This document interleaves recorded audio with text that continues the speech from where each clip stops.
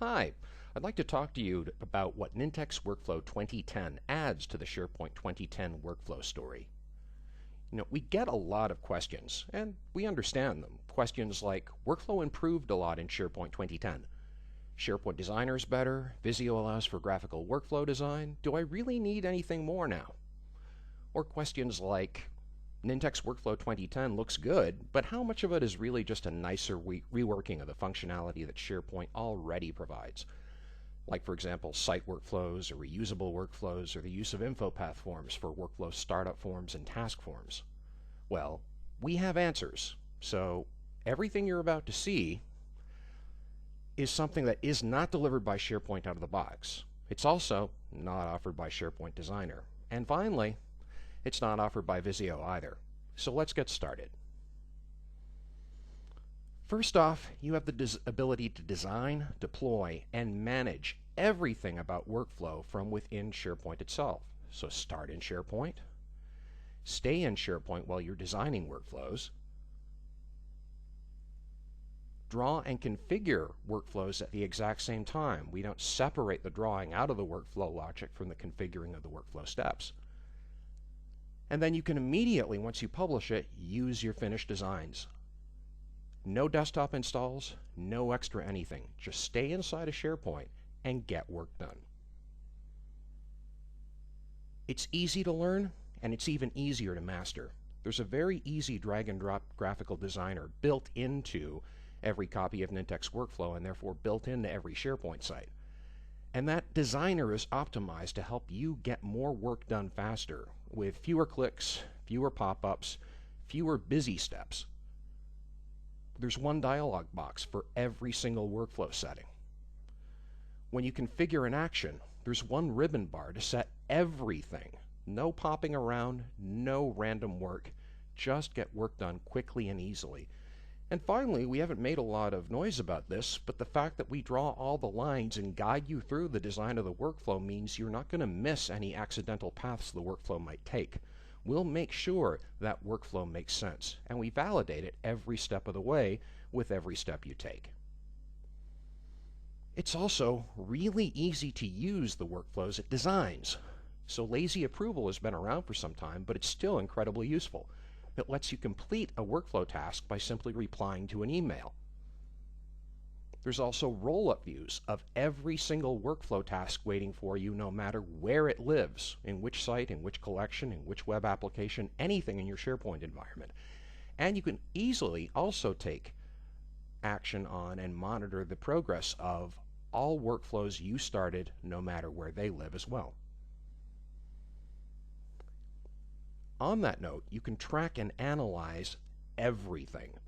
The progress of a workflow has been something we've been able to track since our first release in 2007, and SharePoint 2010 now offers this through Visio services if and only if you've got enterprise client access licenses. And that's great, more power to them. But that's where that story stops. It happens to be where our story starts. So we can start with tracking one workflow, both graphically and as a tabular audit trail, but then we can go ahead and do performance statistics on that and show you how long it takes normally, maximum and minimum, how often it's run, how often it errors out, how often it's overdue, how often it's completed on time. We can identify bottlenecks in the process and bottlenecks in the participants. We can also do step-by-step profiling at every step of the workflow to help you figure out what's going on. Moreover, we can show you who's completing which tasks, both across the board or for individual users, or specifically targeted to the current user viewing a portal or a MySite.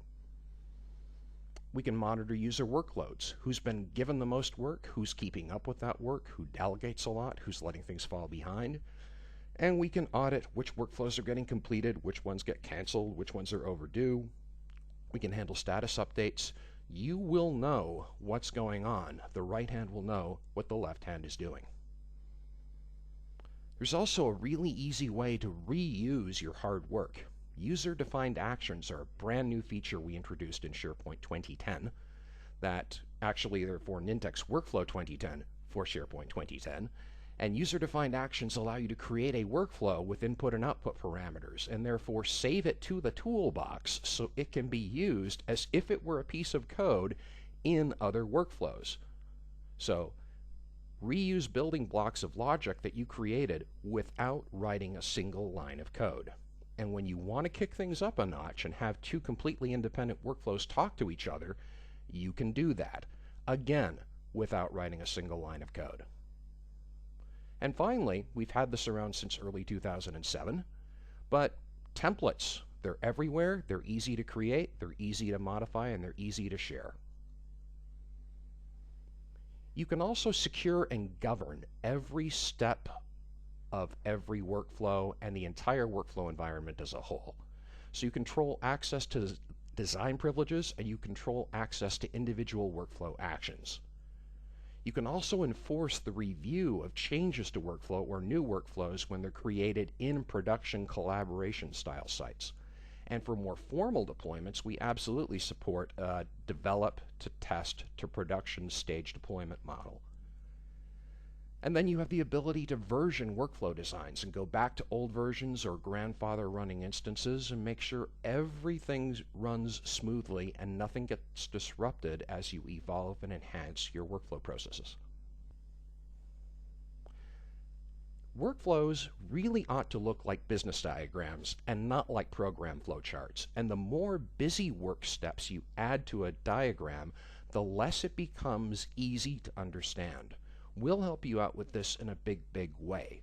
When you're configuring tasks, you've probably gotten used to seeing things like the ability to choose someone's manager automatically out of a pick list. Well, that's not an automatic variable. We're providing that. By default, we do an Active Directory lookup, but in Nintex Workflow 2010, for SharePoint 2010, we've added the ability to change the way each and every one of these metadata items is calculated.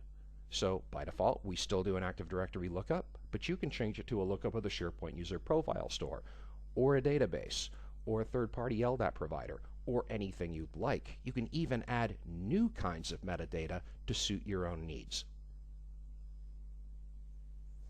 Real-world workflow logic usually involves things like looping, doing something over and over again, or doing the same thing to a whole set of individual items, or moving back and forth between stages in a workflow if you have to send something back to get worked on, or updated, or recirculate it for review, or send it off for special handling. These things are not esoteric tricks for workflow specialists. These represent real-world, everyday business logic. We're capable of designing all of them, again, using techniques that normally require the use of Visual Studio. We also have conditional start rules that we've introduced in 2010.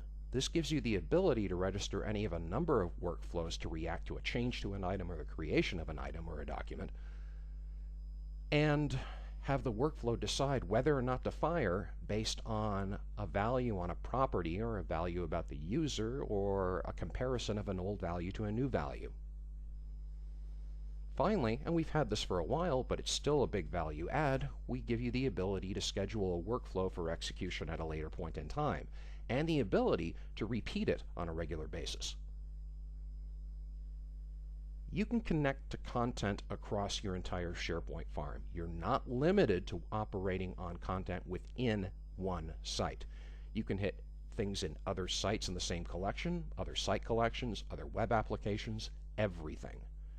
You can also get to external data and methods using any of a number of industry standard protocols or well-published methods.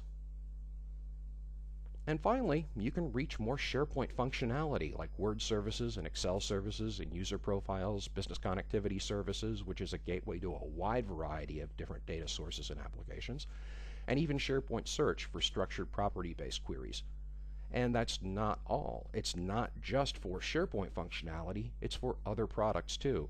BizTalk Server, Exchange Server, Active Directory, CRM, Office Communication Server, now known as Lync.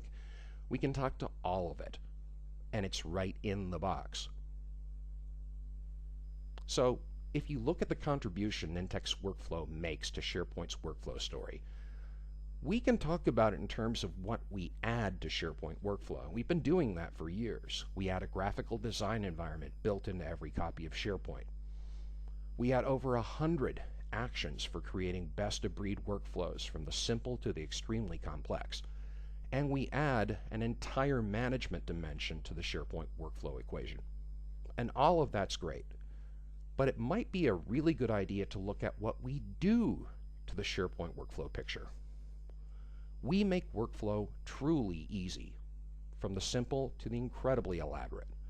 We also make it extremely powerful at the exact same time, without you having to write a line of code and without adding anything to the complexity of your SharePoint deployment. No extra servers, no extra services. We let you model real work by accessing the types of logic real workflows demand, because rarely is life linear. And finally, we make the whole thing governable. We bring workflow to everyone.